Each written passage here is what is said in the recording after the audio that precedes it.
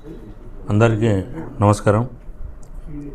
ఈరోజు ఈ సమావేశం నిర్వహించడానికి ముఖ్య కారణం, కొన్ని దశాబ్దాలుగా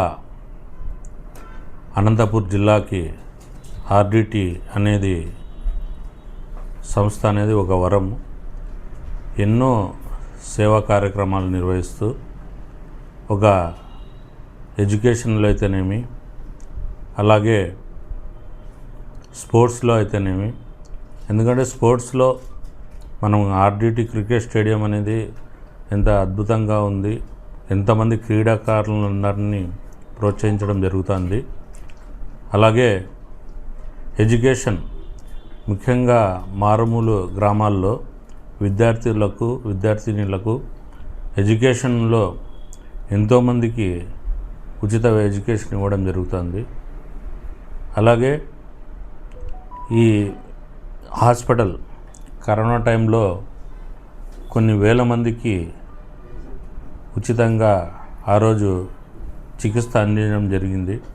అలాగే రూరల్ డెవలప్మెంట్ కోసము ఆర్డిటి సంస్థ గృహాలు అయితేనేమి, అలాగే ముఖ్యంగా హాస్పిటల్, బత్తలపల్లి హాస్పిటల్ అయితేనేమి, అలాగే కళ్యాణదుర్గం హాస్పిటల్ అయితేనేమి, కనేకల్ హాస్పిటల్ అయితేనేమి, ఎంతోమంది ఇక్కడి నుంచి అనంతపూర్లో కూడా అక్కడ పోయి చికిత్స అందించుకోవడం జరుగుతుంది.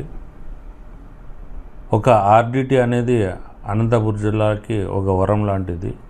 అలాంటి సంస్థకి ఈరోజు మనమందరం కూడా బాసటనే నిలుద్దాం. ఎందుకంటే కేంద్ర ప్రభుత్వాన్ని మేము విన్నవించుకోవడం ఏమంటే, ఈ సంస్థ గురించి మీరు తెలుసుకొని ఈ సంస్థ చేస్తున్న సేవా కార్యక్రమాల గురించి తెలుసుకొని, అలాగే సంస్థ ఎందుకంటే ఒక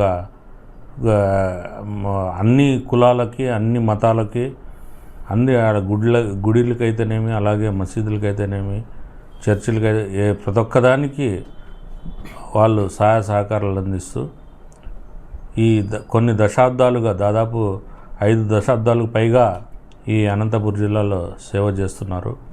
అలాంటి సంస్థ గురించి మీరు కేంద్ర ప్రభుత్వానికి మేము విన్నవించుకుంటున్నాం. ఈ సంస్థని గురించి తెలుసుకొని వాళ్ళకి ఇబ్బంది కలగకుండా, ఏదైతే మీరు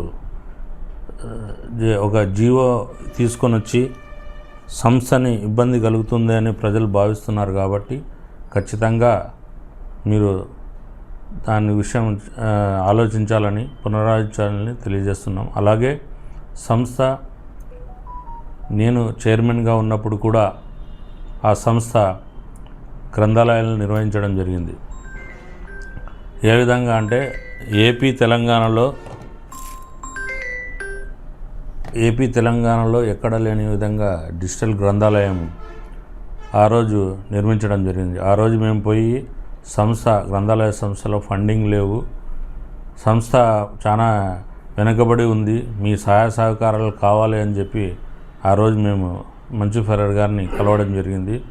ఆ రోజు అప్పుడున్న పరిస్థితుల్లో ఏపీ తెలంగాణలో ఎక్కడ లేని డిజిటల్ గ్రంథాలయంకి 1,50,00,000 ఇవ్వడం జరిగింది. వారే సొంతంగా ఆ గ్రంథాలయం అద్భుతంగా నిర్మించడం జరిగింది. అది కాకోకుండా నేను చైర్మన్గా ఉన్నప్పుడు కూడా ఓడిసిలో 20 లక్షల రూపాయలతో అక్కడ గ్రంథాలయం నిర్వహించడం జరిగింది. గతంలో కూడా 2 గ్రంథాలయాలు అక్కడ కట్టియడం జరిగింది. కొచ్చెరువు అయితేనేమి, అలాగే బుక్కపట్నంలో అయితేనేమి కట్టియడం జరిగింది.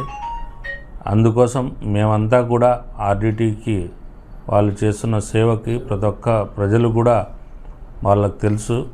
ఇది సంస్థను తెలుసుకొని కేంద్ర ప్రభుత్వం ఖచ్చితంగా ఒక్కసారి ఆలోచించుకోవాలని తెలియజేస్తున్నాం.